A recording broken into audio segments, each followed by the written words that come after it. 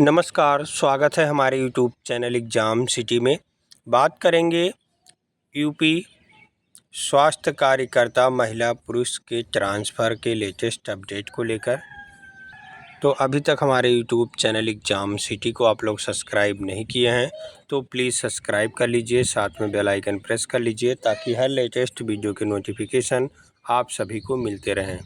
तो ट्रांसफ़र को लेकर परिवार कल्याण का जो नोटिस है वो जारी हो चुका है और कैसे आवेदन करना अपने मोबाइल से सब कुछ इस वीडियो के माध्यम से बताने वाले हैं। किसका ट्रांसफ़र होगा, किसका नहीं होगा, सब कुछ पूरी प्रक्रिया समझाएंगे इस वीडियो के माध्यम से। तो पूरे वीडियो तक बने रहें, वीडियो को लाइक और शेयर करना ना भूलें। तो आइए वीडियो शुरू करते हैं। ट्रांसफ़र को लेकर काफ़ी दिनों से इंतज़ार था, अब वो इंतज़ार समाप्त हो गया है और ऑनलाइन आवेदन करने का प्रक्रिया शुरू हो चुका है, रात में ही शुरू हो गया है।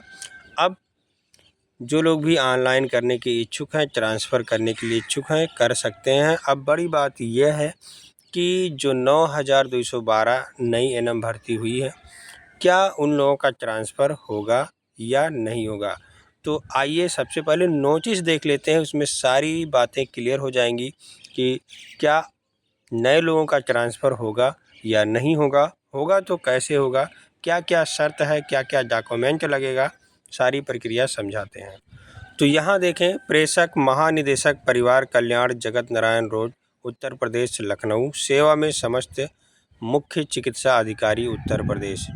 13 तारीख का ये लेटर है। विषय है स्वास्थ्य कार्यकर्ता एवं स्वास्थ्य पर्यवेक्षक महिला पुरुष के निजी अनुरोध पर एक जनपद से दूसरे जनपद में मानव संपदा पोर्टल के माध्यम से ऑनलाइन स्थानांतरण के संबंध में निर्देश। महोदय, उपयुक्त विषय अवगत कराना है। अब ये सब पढ़ लीजिएगा। अब जहाँ से मेन मुद्दा है, जहाँ काम की बात है, वहाँ करते हैं। तो देखिए, यहाँ कॉलम 1 डला हुआ है, ये आपकी तिथियां हैं, कब क्या कैसे होना है। तो दिनांक 13/6/2024, 13 तो बीत ही गया।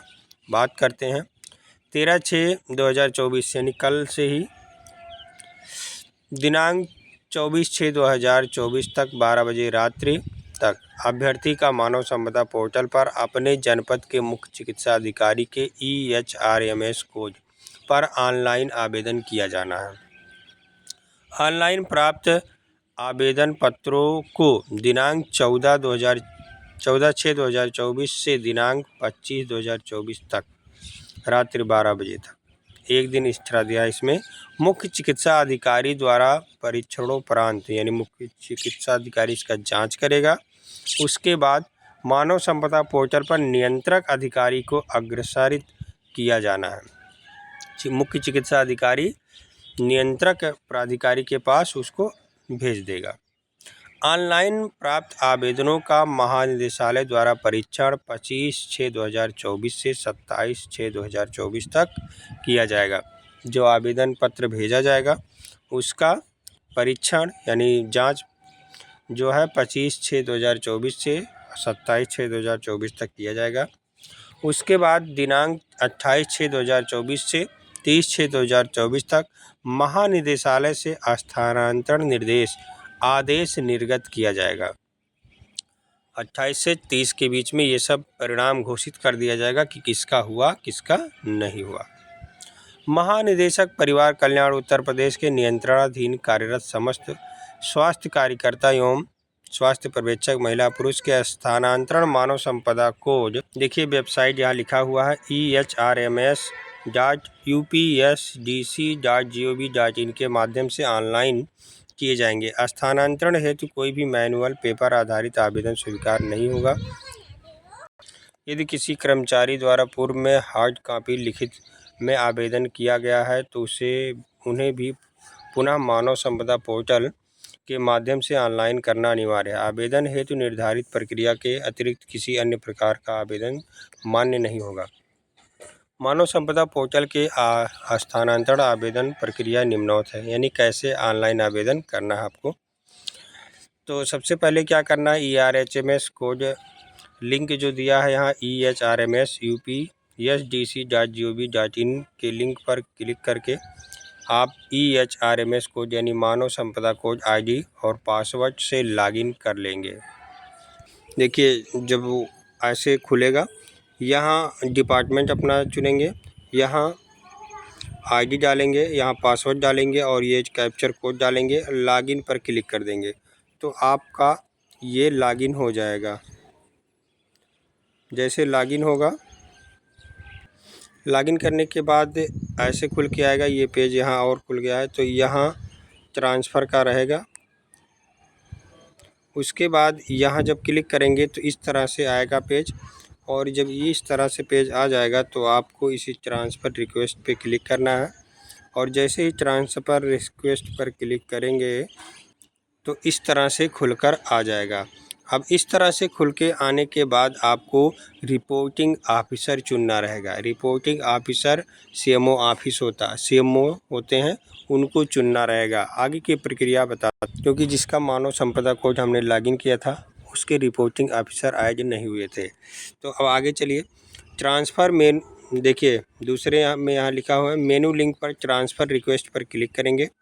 जनरल रिक्वेस्ट टैब पर चेंज बटन पर क्लिक करके रिपोर्टिंग ऑफिसर अपने जनपद के मुख्य चिकित्सा अधिकारी EHRMS कोड का चयन करेंगे। फिर रिक्वेस्ट टाइप करेंगे, ट्रांसफ़र का चयन करेंगे, उसमें ट्रांसफ़र डालेंगे कि ट्रांसफ़र करने के लिए कर रहे हैं आवेदन। उसके बाद क्या करना है, रीज़न फॉर ट्रांसफ़र का सही चयन करना है, यानी किस कारण से हम ट्रांसफ़र करवा रहे हैं। फिर आपको फर्स्ट भरना है, 3 ऑप्शन दिया जाएगा, उसमें तीनों में से जनपद का चयन करना। पहले आप कौन सा ज़िला चाहते हैं, फिर कौन सा, ये भरना है विकल्प। और सही विकल्प का चयन करने के पश्चात आप सबमिट बटन पर क्लिक कर देंगे। इसके अलावा आपको और कुछ नहीं लगना है। तो ये ऑनलाइन प्रक्रिया है। उसके बाद सभी विकल्प चयन करने के बाद कार्मिकों का ऑनलाइन आवेदन महानिदेशालय को ऑनलाइन अग्रसारित करने से पूर्व निम्न प्रारूप पर एक शपथ पत्र प्राप्त कर उसका परीक्षण अपने अभिलेख से करते हुए निर्धारित समयावधि में महानिदेशालय को ऑफलाइन डाक विशेष पत्रवाहक के माध्यम से उपलब्ध कराएं। अब कौन कौन सा शपथ लगेगा, देखिए, यह कि कार्मिक का स्थानांतरण के फलस्वरूप स्थानांतरित जनपद में योगदान ग्रहण करने की तिथि से नियमानुसार जो वरिष्ठता होगी वह उन्हें पूर्णतः स्वीकार होगी। यह कि कार्मिक द्वारा निजी अनुरोध का स्थानांतरण का आवेदन किया गया है, अतः उनके द्वारा कोई स्थानांतरण भत्ता का दावा नहीं किया जाएगा। यह कि कार्मिक के विरुद्ध वर्तमान में कोई विभागीय जांच प्रचलित नहीं है। यह कि कार्मिक के विरुद्ध वर्तमान में कोई अनुशासनिक कार्रवाई प्रचलित नहीं है, लंबित प्रस्तावित नहीं है। तो ये सब जितने 7-8 तक हैं, ये पूरे के पूरे एक स्टाम्प पेपर पे लिखे जाएंगे। इसमें लिखा नहीं कितने, तो 10 रुपये के स्टाम्प पेपर पे ये सब करवा लीजिएगा, कोई दिक्कत नहीं है। उसके बाद या कचहरी जाएंगे तो वो लोग अपने हिसाब से बना के दे देते हैं। स्थानांतरण आवेदन पत्रों की चेकलिस्ट, दिशा निर्देश। अब स्थानांतरण हेतु इच्छुक स्वास्थ्य कार्यकर्ता एवं स्वास्थ्य पर्यवेक्षक द्वारा अपने स्थानांतरण आवेदन मानव संपदा पोर्टल के EHRMS कोड के माध्यम से स्थानांतरण हेतु अपने जनपद के मुख्य चिकित्सा अधिकारी को रिपोर्टिंग ऑफिसर को चयन करते हुए उनके मानव संपदा EHRMS कोड पर स्थानांतरण का आवेदन किया जाएगा। स्थानांतरण हो 3 जनपदों का चयन करना होगा। स्थानांतरण हेतु आवेदन में निम्न आवेदन किया जा सकेगा, यानी कौन कौन से लोग आवेदन कर सकते हैं। दिव्यांगता के लेकर किया जा सकता है, असाध्य बीमारी, पति पत्नी अथवा बच्चे माता पिता, और यदि औरत हैं तो उनके लिए सास ससुर। असाध्य बीमारी उत्तर प्रदेश में जैसे हृदय रोग, कैंसर रोग, लीवर, किडनी, यही माने जाएंगे। बाकी और कोई बीमारी हो तो नहीं माना जाएगा। विवाहोपरांत प्रथम वर्ष 1 वर्ष लिया जाएगा। और दाम्पत्य नीति, जैसे पति कहीं ड्यूटी कर रहा है या नौकरी कर रहा है सरकारी, तो आप महिला कहीं ड्यूटी कर रहे हैं तो वो दाम्पत्य नीति होता है। 2 वर्ष में अधिवर्षता आयु पूर्ण होने के आधार पर, और व्यक्तिगत कारण व अन्य अन्य में बहुत सारे आ जाएंगे। तो ये सब है, ऑनलाइन आवेदन किया जा सकता है। अब दिक्कत ये है, यहाँ देखिए आप लोगों के सामने ये प्रक्रिया लिखा हुआ है कि आवेदन वर्ष में 31 मार्च कर्मचारी द्वारा कम से कम 3 वर्ष का संतोषजनक सेवा पूर्ण कर चुका हो। तो ये नए लोग हमारे हिसाब से या इसके हिसाब से नहीं आवेदन कर पाएंगे, उनका ट्रांसफ़र नहीं हो सकता है, क्योंकि यहाँ 3 वर्ष लिखा गया है। फिलहाल आप लोगों की इच्छा जैसे सोचें। इसमें 3 वर्ष साफ साफ लिखा है कि संतोषजनक कार्य होना चाहिए, वो भी 31 मार्च 2000, अब 31 मार्च तक। तो 31 मार्च अभी हमारा जान लीजिए 1 साल हुआ, फिर 31 मार्च आएगा 2 साल, फिर 31 मार्च आएगा 3 साल का सेवा पूरा हो जाएगा, तब जाके पूरा होगा। आवेदन करने वाला कर्मचारी इससे पूर्व अंतर्जतीय ट्रांसफ़र ना कराया हो और कर्मचारी के विरुद्ध के पूर्व में संस्थित किसी प्रकार का विभागीय कार्य लंबित न हो।